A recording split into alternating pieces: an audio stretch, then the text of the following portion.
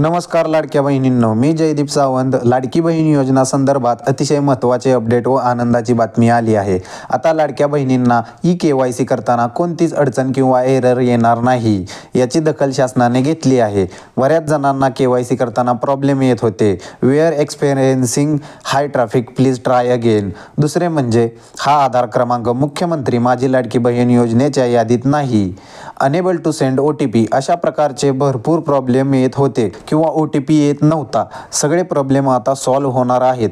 याच्यावरती महत्त्वपूर्ण सूचना आली आहे. काय सूचना आहे हे आपण थोडक्यात समजून घेऊया.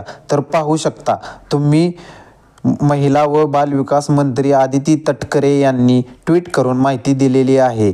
काय महत्त्वपूर्ण माहिती दिलेली आहे, काय अपडेट आहे ते पहा. मुख्यमंत्री माझी लाडकी बहीण योजनेची KYC करताना OTP बाबत काही तांत्रिक अडचणी येत असल्याची बाब निदर्शनास आली आहे.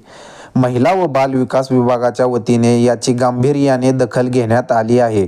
हो मित्रांनो, महिला व बालविकास विभागाच्या वतीने याची गांभीर्याने याची दखल घेतली आहे. तसेच तज्ज्ञांच्या माध्यमातून याबाबत उपाययोजना करण्याचे काम प्रगतीपथावर आहे. लवकरच ही तांत्रिक अडचण दूर होऊन KYC प्रक्रिया अधिक सुलभ व सुकर होणार याबाबत मी सर्व लाडक्या बहिणींना आश्वस्त करते.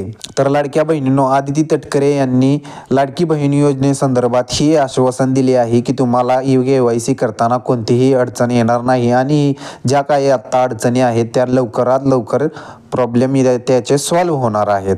धन्यवाद. हा व्हिडिओ तुम्हाला आवडला असेल तर व्हिडिओला लाईक करा आणि चॅनेलला सबस्क्राईब करा.